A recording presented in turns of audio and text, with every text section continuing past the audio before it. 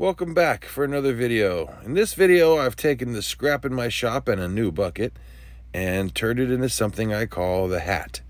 And it sits atop of my water cooler and it holds my tea and a cup, and it's just a little handy spot to keep stuff.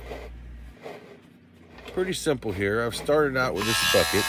I figured out how it fits well over the water bottle and decided to use it as my base. So right here I'm just kind of making some lines, cutting out the section that I want that's going to hold the tightest to the bottom.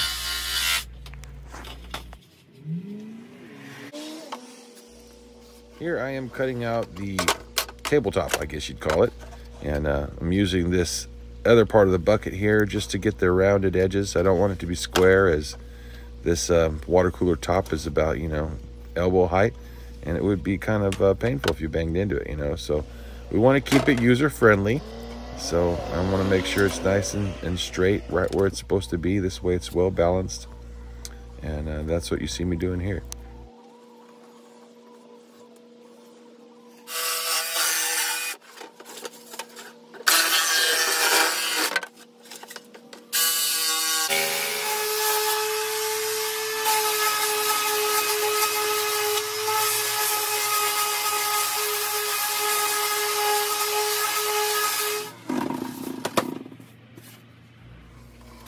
Okay, so now I'm actually cutting out a second one of these because it's going to end up holding in my bucket.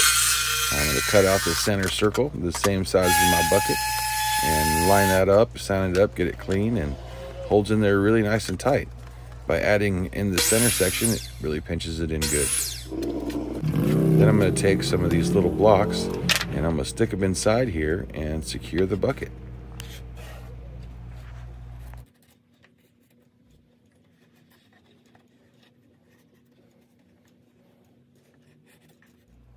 Notice the extra little tick mark here I put on the project and the bucket. That's so I can line everything back up when I go put it back together.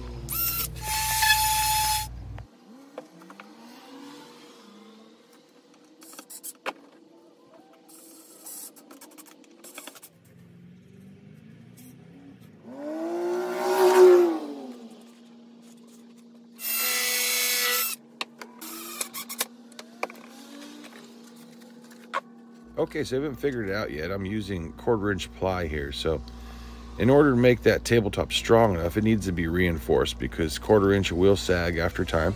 So by gluing these two together, it creates a piece of 1/2-inch ply for the top. And because they're lammed together, it's going to make it plenty strong to be able to hold anything I put on it. So here I'm just stacking everything in the world to glue it together, and I can move on to the tee box. Yes, that's what I'm building now, is the tee box.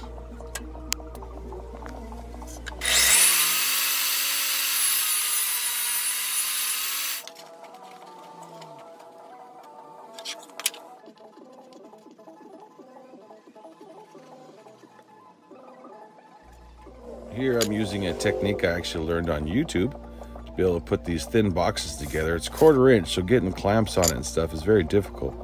But if you use some blue painter's tape and hold it all together, and then you can get your clamps on at the end. So it actually works pretty well.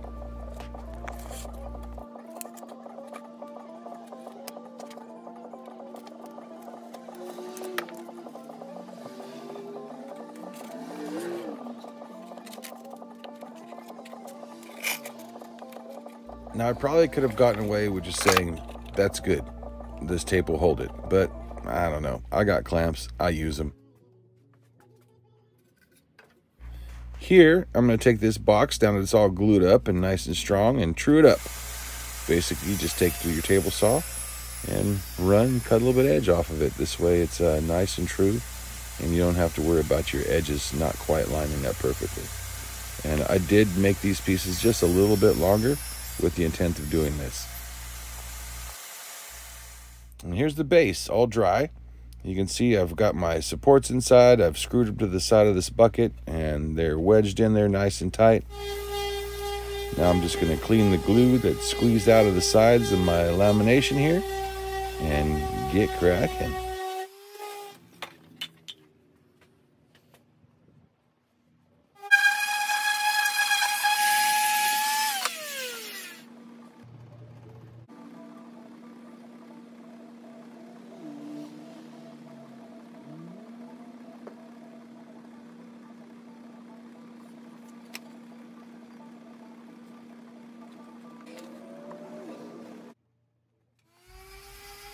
So I'm sanding this for two reasons. I'm going to paint this, and in order to get the plastic to be nice and smooth, I want to be able to take and sand all the wax and whatnot on it so the paint sticks. Also, I don't want the Harbor Freight wording to show up in the background of my paint job either. I do apologize for not showing you what kind of paint I got here, but I bought this at Walmart. It's actually used for spraying down plastic patio furniture. So it's designed to go on plastic and it'll hold nicely. And then as far as my stain goes here, it's just your standard Minwax stain. There's nothing really special about it.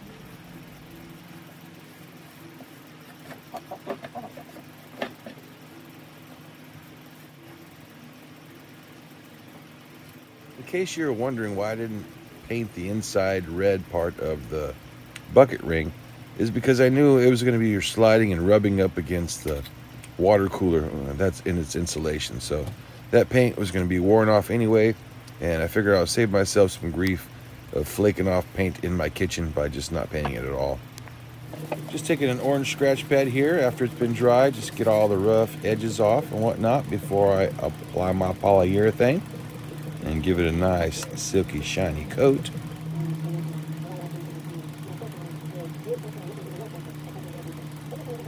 And voila, looking beautiful. A lot better than I thought plywood would look.